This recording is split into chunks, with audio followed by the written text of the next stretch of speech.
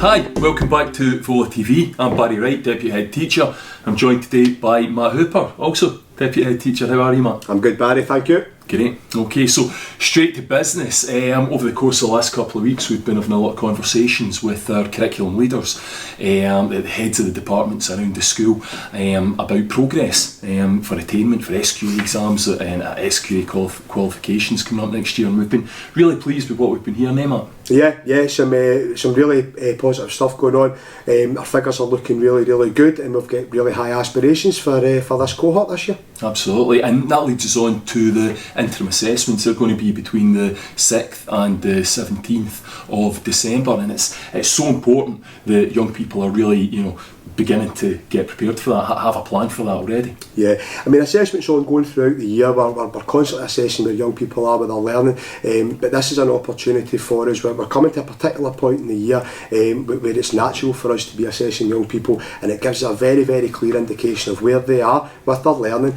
and obviously it allows staff to start thinking about what needs to come next and how we support the young people in the next step of their learning journey, and obviously as well as to give the young people an opportunity to reflect on where they are and be part of that planning process as well. So quite an important time, but obviously the value of this is in really being able to evidence where you are with your learning. The more you prepare, the better the information is that we get from that, and therefore the better the next stage of the planning is. So it's one of those, if you don't prepare and you go in and it's not your best effort, then actually the information that we've got is false information. So it is incredibly important that we're taking these really seriously, so that we can plan that next step for you. Yeah, so not assessments for the sake of assessments, but assessments for the sake of learning. Absolutely, yeah. Absolutely.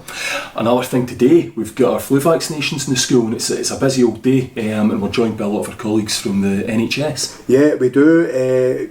Obviously, as people know, schools are asked to facilitate the vaccinations for young people. It makes sense, the young people are all here anyway, so we facilitate that by inviting our colleagues from the NHS in. So they're in today.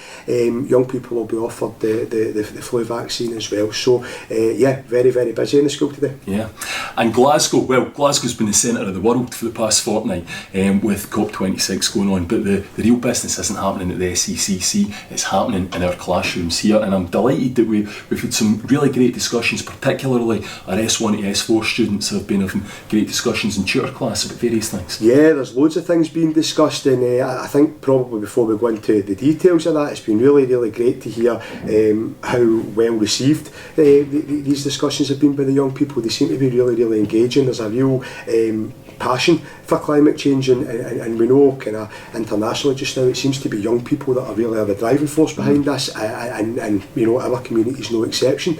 Young people have been discussing the impact of climate change on places like Samoa, who are particularly at risk. They've been particularly inspired, for example, by Danny McCaskill, who's been doing a lot of his mountain biking at wind farms, really promoting the importance of renewable energy.